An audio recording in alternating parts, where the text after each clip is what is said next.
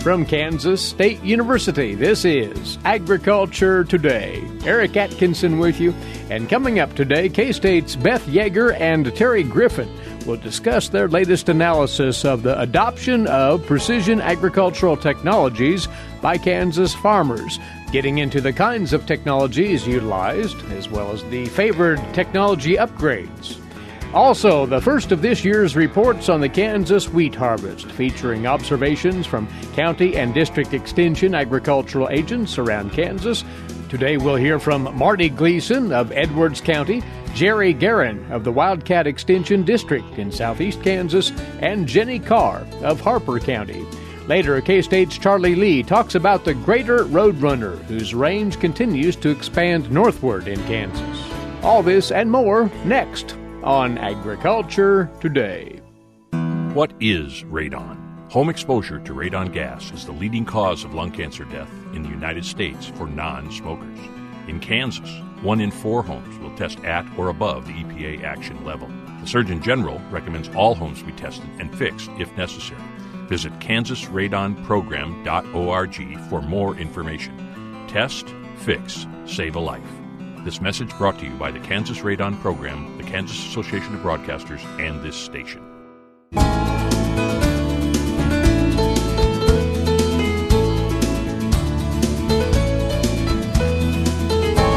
You're tuned to the K-State Radio Network, and thanks for joining us once more for Agriculture Today. Our guests now have been working on an initiative which has rendered great interest and results so far, and it's not nearly at all done. They have been conducting a running analysis of the adoption of precision agricultural technology. In fact, they've been reporting this to peers in their profession at various locations of late. Joining us now are agricultural economists Beth Yeager and Terry Griffin. Actually, Beth, you spent a bit of time recently in China sharing this, right? I did. So I was in China for about 2 weeks as part of the AgriBenchmark Cash Crop Conference, where we had individuals representing 50 countries there. And during that time, had a lot of interest in precision agriculture and why producers adopt different technologies, the technologies that they are adopting, and kind of the rate at which they're adopting. So this generated a lot of discussion. There's some more work coming out of Germany looking at precision technology as well. So this is definitely a hot topic right now. The value of this information, well, it's rather far-flung in as far as what it could be used for in making decisions on technology selection, on making decisions on providing technology, right? Exactly. So this is something that Terry and I have just kind of started on. It's an ongoing project, but we have, I think, new ideas almost every day of where this could go. And one of the projects that we want to look at is how farmers' efficiency has changed or not changed as they've adopted different technologies. Terry, lend some more background here on just what data you're using to conduct this analysis. So this is KFMA data, Kansas Farm Management Association. 3-4 years ago now, Kevin Herbal and I chatted about the idea of seeing what types of ag technology that farmers had in Kansas. So we started asking that question of which of these technologies do you have? Have you ever used it? What year did you start? And if you stopped using it, what year? And so this has given us a wealth of data. So currently we have 621 Kansas Farm Management Association farmer members who've responded, and our KFMA field economists are still gathering data not only for farmers who haven't responded, but to revisit those who did, because in 3 and 4 years later there's more information available. And so the technologies are the familiar ones: a yield monitor with and without a GPS, automated guidance, light bar, grid soil sampling, and variable rate applications of fertilizer and seeds and so forth. So we have a wealth of data, and we appreciate KFMA for taking part and allowing us to do this. Let's get into some of the findings, for they are rather extensive, aren't they, Beth? And you take the technologies, and some of them are quite basic. Some of them are obviously more evolved as time has gone by. What are the things that jump out to you and Terry, both? So I think what was kind of interesting is that almost 70% of our farms had adopted at least one of the technologies. The rate of adoption varied for the different technologies, but as I'm sure Terry will get into, we looked at as they were adopting, if they were abandoning, kind of why were they abandoning? So was it the chance that one of the technologies might be outdated, and so they were moving to a new technology? And so we think that explains some of the results. But the most common, not too surprising, automated guidance, automated section control, light bar guidance. So those that would provide the most use to the producer without needing a lot of additional information or work on their own part tended to be adopted at higher rates. Yield monitors are surely common as well, aren't they, though? They are, yep. So we had combine yield monitor was about close to 50% adoption for our sample of farms. And then you thumb down through some of those more sophisticated variable rate technologies, Terry, and adopted, yes, but maybe not as widely as the others. And that is true. So, GPS yield monitors have been available since GPS became available for civilian use in the mid-'90s, probably 1994-ish. So it's been around a lot longer than the automated guidance and those types of technologies that have been readily available because they tend to make life better and they have a clear payback. Even if you just look at economics, they have a very quick payback. But in economics, we also talk about utility maximization. And these types of technologies make the day of the equipment operator go a lot smoother. Okay, so it's not just dollars and cents at the, talking about inputs and yields, but it's also utility maximization and for the rural household. Technologies such as grid soil sampling and yield monitors collect a lot of data, but they require the farmer, the advisors, to have greater management skill than without the technology. So that kind of causes a little hurdle that a lot of farms need to work through in order to be able to do variable rate seeding and fertility. So that's one of those variable rate applications tend to be the lowest adopted on our list because all these other things have to be in play and be understood. And you're nodding in agreement, Beth. Is part of that as well the fact that the payoffs to those other more sophisticated, if you will, technologies are slower to be realized over time? I think so. And as Terry kind of alluded to, that additional management capability, and so making sure that everything is set up correctly, that it's being used correctly is tremendously important here. And so sometimes you may not necessarily see the benefit right away if you don't have everything set up as it should be going in. And you mentioned that some producers take on a technology and then abandon that technology. What technologies are falling into that category generally, Terry? So the technologies we mentioned that have a pretty high disadoption or abandonment rate would be light bar guidance. I can't go through the list. Next one would be the combine yield monitor without a GPS.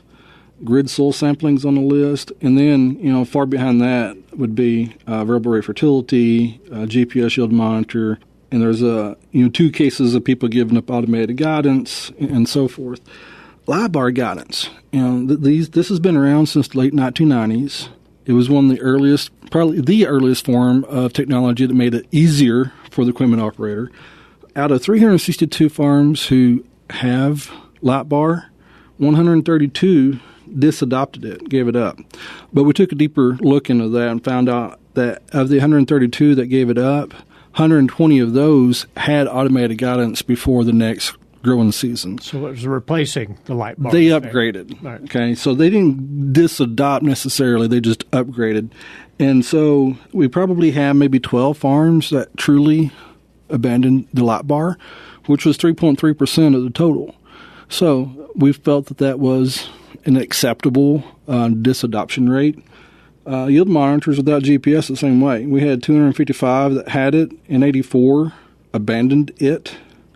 But what we found out was that 80 of those, 84, upgraded to a GPS yield monitor by the next growing season. So it left 4 farms, or 1.6% of the total. So the disadoption rate was actually pretty small once we looked at which farms upgraded. What other nuggets have come to the surface, Beth, from this analysis so far, do you think?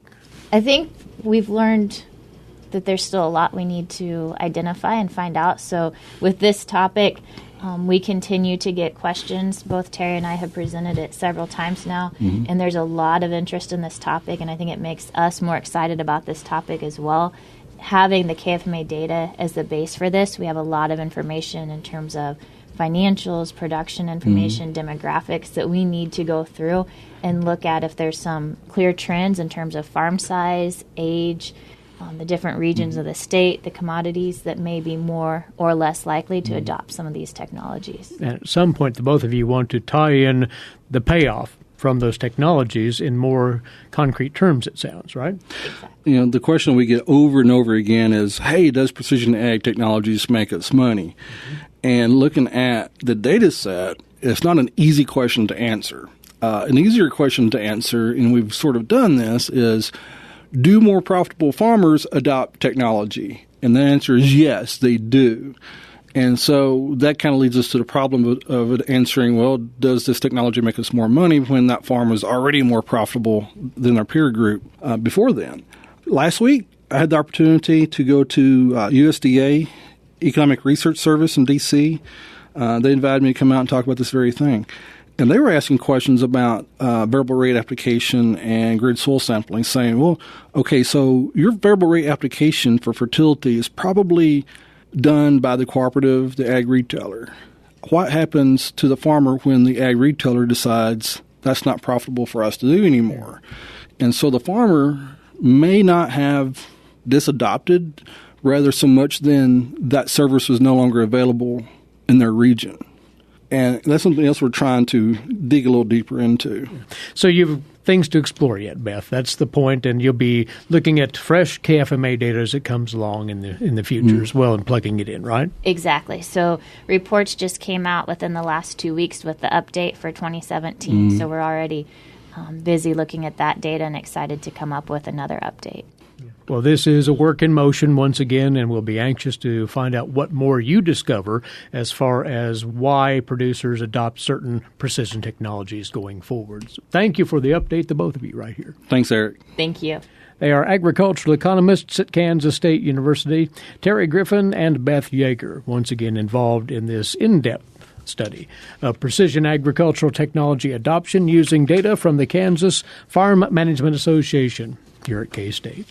We'll be back with more. This is Agriculture Today. Agricultural producers, landowners, and creditors, you have a partner in your legal and financial needs. Kansas Agricultural Mediation Services offers reliable, trusted information and guidance. Whether you need advice for ag credit concerns or are transitioning your operation to the next owner, Kansas Agricultural Mediation Services can assist you in making sound decisions for your business. To learn more, call 800-321-3276 or visit us online.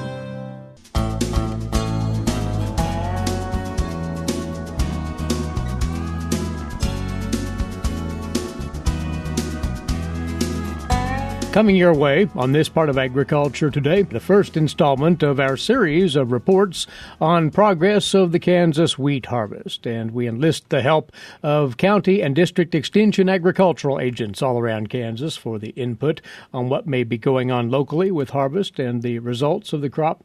And first off, we talk with a longtime agent based in Edwards County toward the south-central southwest part of the state. Marty Gleason is with us. Marty, first of all, going into this 2018 harvest for your producers in Edwards County, what were the expectations given the dryness and some of the afflictions that seemed to bother this crop going along? Well, we had pretty low expectations, actually. It was really dry last fall. We got a good rain, got some wheat planted in mid-October, but we didn't have the best stand and then just didn't get the moisture in the fall and the snow in the winter. So we were a little concerned. We looked pretty good for the most part all growing season, and so we were pleasantly surprised. We've had hail, we've had frost, so it's been subject to a lot of different things, and it's not going to be a yield-breaking year, but it's overall better than we expected. So if you were to lend some numbers to that, what sorts of yields and test weights are your producers realizing right now? Test weights have been good, 60 to 63. We've been real lucky. Our test weights are good. Yields are all over the board, but mostly what we're seeing is 40 bushel or a little above, kind of an average. Like I say, we've seen everything. yields are not what we've had in the past couple of years, but the protein is much better. Wanted to talk about that that's been suspected that proteins would be higher with the lower yields. You're seeing that now? Yes, we are. We're seeing protein running 12 up to 13, some even over 13. So especially last year, protein was a real problem. And again, normally when we see lower yields, our protein is, as we expected, much better. Was this crop difficult to cut? There have been anecdotes out there about the short stature of stands. Did you have that problem in Edwards County? It was short, but it was fairly easy to cut, and we're just right smack dab in the middle of harvest. So there's still some. Our biggest problem with the cutting was probably, as I said earlier, last fall we didn't have the moisture. We had a thinner stand than normal, and so our problem has been weeds. I know some fields that were sprayed for weeds, and we're still having a kochia problem. Kochia won't go away, will it? No, it won't. So you say you're roughly halfway done in Edwards County then. Hard to turn away rain, but at the same time, your producers would like to get this crop in. And again, it sounds like it's better than it could be, Marty. Yeah. We're pretty fortunate. It's a little better than we thought. And we appreciate the observations right here. Not a problem. That's Marty Gleason. He's the agricultural agent in Edwards County. Now we'll hear how wheat harvest has been progressing in southeast Kansas and the Wildcat Extension District, to be precise. That's comprised of Montgomery, Labette, Crawford, and Wilson counties. And agricultural agent there, Jerry Guerin, is with us. Jerry, presumably harvest has moved along fairly swiftly in your part of the state. Is that correct? Well, it certainly has, Eric. I would say at the beginning of the week we were probably a little over 50% done. I'd say after today and maybe tomorrow we'll be pretty much done with wheat harvest down here. So it's been moving right along. Weather's been pretty good, so guys are getting wheat cut. What has been the general take on the quality and the output of this crop in your area? Well, wheat has definitely been interesting this year. So we were a little worried at the get-go because we had those late April freezes. And down here, we were further along than a lot of other parts of the state. So we were pretty concerned with, were we going to get grain or were we going to see a lot of freeze damage? But all in all, I think freeze damage was pretty minimal. And in this part of the state, with the amount of moisture we get, our fungicide application is always a must. However, this year, with it being kind of a dry spring, kind of unusual that way, our fungicide pressure was actually a lot lower than normal. So that's always a big yield limiter for us. But I'd say we're looking at, fair to decent wheat this year, probably 40s and 50s for our bushels to the acre. I've heard upper 50s is probably kind of the high end, maybe a few here and there greater than that, but I'd say about mid-40s going to be in our average. And your test weights are bearing up relatively well, likewise? Test weights have been marginal. They're kind of right on the line. There's been a lot just under 60 and some kind of right at 60. They've been marginal, not the best, but nothing to complain about too much. Have you had a chance to evaluate varieties in particular in those counties as far as those which have stood out over the rest, Jerry? Yep. Well, I would say Everest is still our number one wheat variety planted in this area. It still did a really good job again this year. We also have some Oklahoma varieties that are seeded in this area, and those have done fairly well as well. So Everest is still holding true, though. I think that's pretty much the common consensus. Double cropping has always been an option that your producers consider, and assumedly that's the case this year as well? Yep, just like normal. Once the wheat's off the field, the beans are going in directly following. So it's just kind of a 1-2 punch system. But any worries about moisture to get those beans going? Well, that's always a concern. But, everyone's pretty optimistic that maybe there's enough moisture or maybe we'll get a little shower. At this point, weed control is still the biggest concern. Jerry, thanks for the quick rundown on what's happened with wheat production in your area. We'll talk again. All right. Thank you, Eric. Jerry Guerin there, Extension Agricultural Agent in the Wildcat District, southeast Kansas, Montgomery, Labette, Crawford, and Wilson counties. To round out today's wheat harvest update, we now find out about how far progress is along in Harper County, far south central Kansas. Jenny Carr is the Research and Extension Agricultural Agent there. Harvest has probably gotten along pretty well in that area with the dry weather and maybe pushing completion there, Jenny? Yes, it is. Most producers we're projecting will be done by Friday this week, barring any rainfall that's in the forecast. Again, going in, what were the general expectations on the wheat stands in your area this year? We really didn't think we were going to have much of a crop this year. We were hoping for an average of 20 across the county. I'm not sure what the countywide average is going to be, but we've posted some pretty good yields in specific spots. We've seen anywhere from 15 to 45 bushel the acre. Some of the higher yields were wheat after canola, which we always see a yield bump on that. Some pleasantly surprised farmers out there with some 30 and 40 bushel crops where 2 months ago we really didn't think we would have anything to cut. Now, did you have some relatively timely rains in the latter part of May to help this crop along at all? We did. Certain parts of the county did receive about 5 inches the last 2 to 3 weeks of May, and that was very beneficial, kind of gave us our last boost. How about test weights then? Have they been sufficient for your growers? Yes, Eric. Test weights have been great. We've seen anywhere from 59 to 62 pound test weights on the wheat.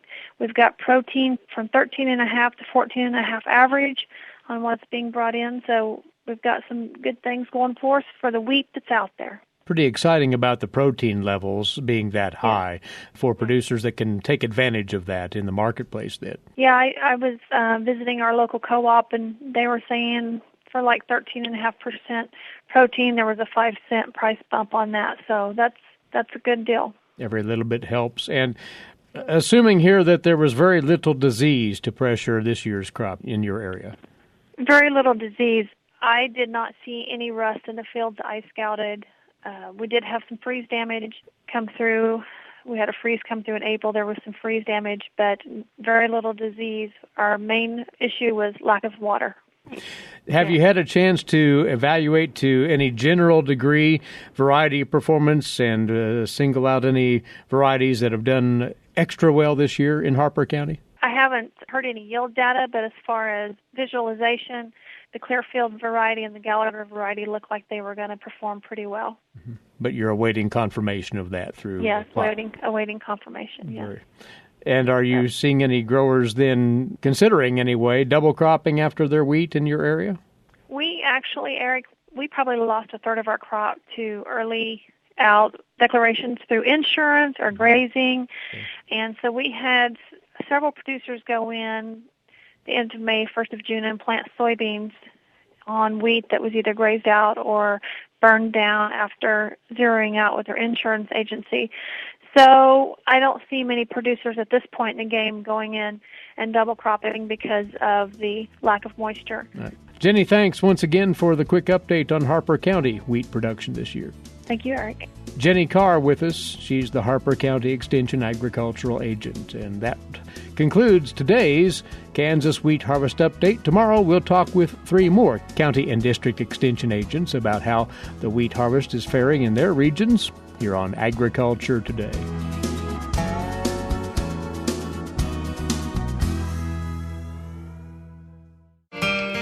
Hamburgers, roast, ribs, steak, or whatever you prefer.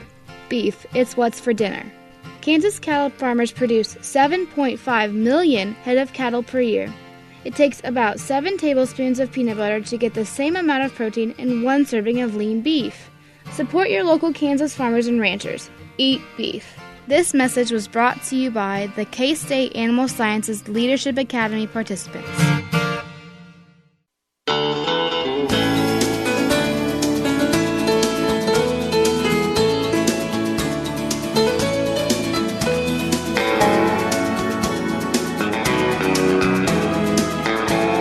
Coming to you from the campus of Kansas State University, this is Agriculture Today. Eric Atkinson here, continuing on with today's agricultural news headlines now, courtesy in part of DTN. Starting with this week's Kansas Crop Progress and Condition Report from the USDA.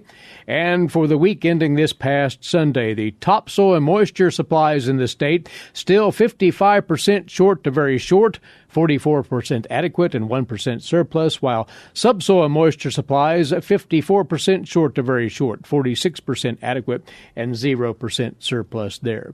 The condition of the Kansas winter wheat crop is 46% poor to very poor, yet 36% fair, 18% was regarded good to excellent.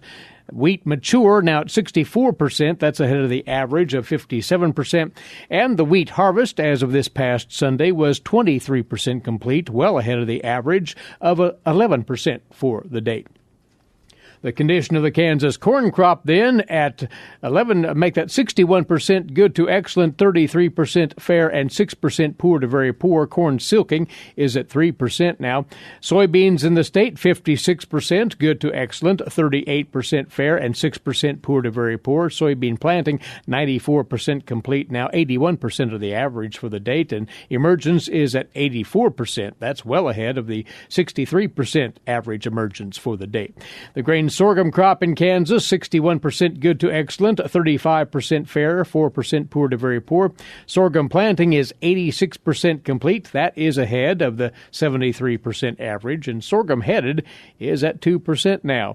Range and pasture conditions around the state, 29% good to excellent, 42% fair, 29% poor to very poor. For the update on the national corn and soybean conditions, here's the USDA's Gary Crawford now.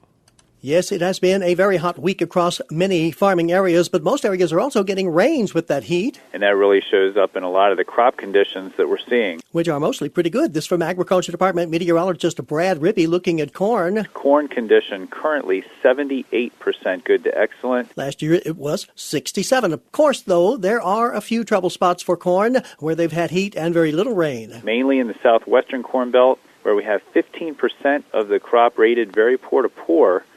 In Missouri, that's up from 2 weeks ago, just 8%. And we've also got local trouble spots in minor production areas in North Carolina, 17% very poor to poor. Texas, 23% in poor to very poor shape. Much the same story for soybeans, 73% rated in good to excellent condition as we start the week. Problem areas, mostly the southwestern Corn Belt, mostly in Missouri, where 19% of the beans rated in poor to very poor shape. Gary Crawford for the U.S. Department of Agriculture, Washington. And the National Agricultural Statistics Service reporting that 27% of the winter wheat nationally was harvested as of Sunday. That's ahead of the 5-year average of 19%. The harvest in Oklahoma, 73% complete. Texas at 65%. And nationally, the grain sorghum crop, 89% planted. And the sorghum headed at 18%, both near the average. Well, the trade retaliation announcements by the U.S. and China have not dashed optimism from the U.S. for negotiations with China. Quoting here U.S. Trade Representative Robert Lighthizer, our hope is that it does not lead to a rash reaction from China. He shared that in an interview with the Fox Business Network after the tariffs were announced on Friday. He says he hopes that this leads to further negotiations and that it leads to China changing its policies. Those comments came before the White House announced yesterday that President Trump wants to place 10% tariffs on an additional $200 billion in imports from China. A senior Trump administration official said the U.S. is looking for structural changes to the way China deals with technology. The administration wants Beijing to stop forcing American firms to transfer their intellectual property. Next up for you on Agriculture Today, this week's edition of Milk Lines. And standing by, as always, K-State dairy specialist Mike Brook. Mike? Today I'd like to talk with our Kansas dairy producers concerning monitoring the heat stress that their dairy cattle might be experiencing as we move into summertime. We've spent a lot of time here at K-State researching how to best cool cows and trying to help producers do a better job of keeping cows comfortable during the heat of the summer. Early summer so far has been very hot here in Kansas, and as we look at our dairy cows in the afternoon, we may see some of those effects. So some of the things that I want to encourage producers to consider is respiration rates. If the respiration rate exceeds 60 breaths per minute, that's kind of really the threshold where cows start to experience heat stress. So particularly, observe your animals in the morning and see what respiration rates are, say, around 6 a.m., before things start to really warm up. We should be well below 60 breaths per minute at that time. If we're not, that means that cows did not cool off adequately during the overnight hours, and we're going to have even a worse situation in the day to come if it is another warm day. Some other times to take a look at respiration rates would be in the afternoon, say between 4 o'clock maybe to about 6 or 7 o'clock in the evening. Again, we're looking to see how high the respiration rates are. As cows become more heat stressed, respiration rates increase. Sometimes in severe cases, it's not unusual to see respiration rates that exceed 90 breaths per minute, and sometimes even 100.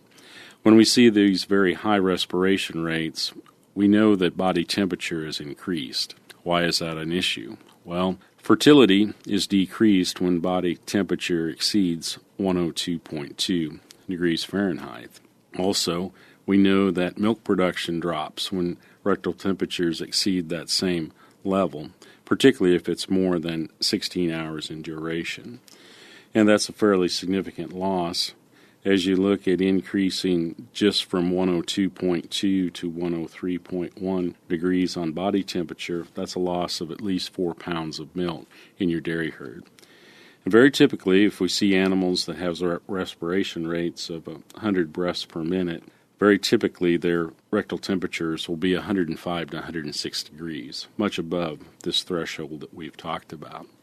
So, what do? How do you help your cows? Well, the best thing you can do is to put water on their back and allow that water to evaporate. So the use of fans to evaporate water will help cool them quicker.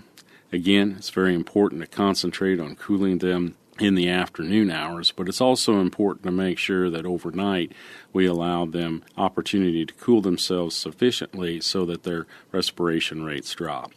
This is Mike Brook with K-State Research and Extension, encouraging our dairy farmers to evaluate the heat stress in their dairy herds. All right, Mike, thanks. Next up, our weekly conversation with K-State's Charlie Lee here on Agriculture Today. While many people know hunger is an issue in developing countries, it is also a problem in our own backyards.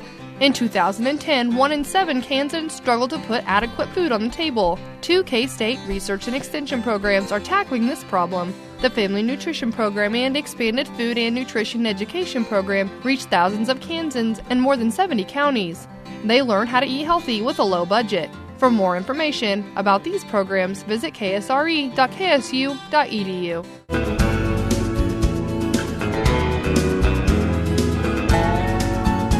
Coming your way next on Agriculture Today, K-State Research and Extension wildlife specialist Charlie Lee in for his weekly stint on wildlife management. Charlie, you've a word today about the greater roadrunner, and it is found, you say, in Kansas more commonly than it used to be. Yes, although we've had lots of sightings of greater roadrunners, they seem to be more frequent. The range of the roadrunner is certainly moving northward. They used to be thought of as a desert southwest species. Now they have been spotted all the way north in Kansas to Mitchell County, but most frequently are found in the southern half of the state, most of the time south of the Arkansas River. They do breed and have nests in Kansas, but a lot of the sightings are not documented with photographs or with observations, but at times they're a bird that is very visible and certainly one of the unique critters that we have out there here in Kansas. We'll talk more about the traits of the roadrunner as we find it here in the state. It's a member of the cuckoo family, you say. Yes, that makes it somewhat special in that group or family of birds is not very large. They're a large, slender, kind of ground-dwelling bird that may be up to 24 inches from the tail to the beak, probably less than 1.5 pounds in weight. Most people would recognize them from the distinctive spiky head crest and then that colorful patch of skin that's bare behind each eye, and that skin then is tinted with blue at the front and then shades to red at the tip. Their tail is long, kind of uniquely colored, and they do use those white tips on the outer 3 tail feathers to help them hunt. But one of the unique features of roadrunners is the zygodactyl feet, which is the 2 toes in front and the 2 toes in back. That feature makes them different from songbirds, structurally different, although they are a fully protected, federally protected species that's also protected by international treaty. They spend most of their time on the ground and are a very fast, in fact, our fastest bird on the ground. They can jump, they can fly, but generally prefer sprinting and have been measured up to 20 miles per hour for short distances. They will feed, by the way, you say, on critters that some folks don't appreciate, rattlesnakes. Yeah, they're omnivorous, so they're going to eat lots of different things, but they do eat venomous species like rattlesnakes, spiders, scorpions. There are numerous videos of roadrunners attacking rattlesnakes. They will peck the snake about the head. They're fast enough to avoid the strike. Sometimes they will grasp the snake near or on the head and then thrash that head, smash that head very quickly against the ground repeatedly until the snake succumbs, and then the roadrunner has his meal. And that's among other sources of food that the roadrunner uses. Insects and the like, you say? Yeah, insects, small reptiles, small mammals, eggs, fruits, seeds. There's even records of them catching birds, even hummingbirds, from the ground. They use those wingtips, flash those as they're in their preferred habitat, and then that causes prey to jump or to fly, and they're very quick and able to snatch them sometimes then out of the air. What's the background on their reproductive traits then? Are they prolific in that sense? Well, they can have 2 clutches a year. Probably that's not as common as you would expect, usually from 2 to 5 eggs. Nests are built in a tree, usually fairly small shrubby type tree, less than 10 feet in height, and the nest then would be from 4 to 5 feet off of the ground all the way up to 10. The nest is largely built by the male, and the female will call and direct the male as he's building the nest when she finds sticks that are either suitable or unsuitable. Oftentimes the nests are then finished with flakes of material that they've captured in the past. It might be snake skins, it could be shredded cow manure and horse manure, but the inside of the nest is made out of fine material. The outside would be coarse sticks. Well, scientists, you say, are still learning more about the greater roadrunner, and there was a research report out of Texas on its preferred habitat. Yeah, it's somewhat unique in that the greater roadrunners are fairly common, but very poorly studied birds. This research report was done several years ago in Texas, and they looked at home range dynamics and habitat selection and the survival of greater roadrunners. They found that the home range of the 34 different roadrunners that they were able to use radio telemetry on was about 220 acres for the males and was a little bit smaller, just under 200 acres for the females.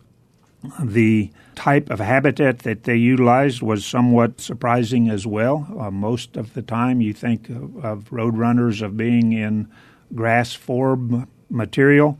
These actually preferred riparian habitat, which would be the short trees and shrubs along river or stream courses. They preferred mesquite woodland and mesquite Havana cover types and completely avoided the grass forb cover type. They also pretty much avoided cropland and seemed to avoid, but were observed in areas with no vegetation like roads or oil well sites.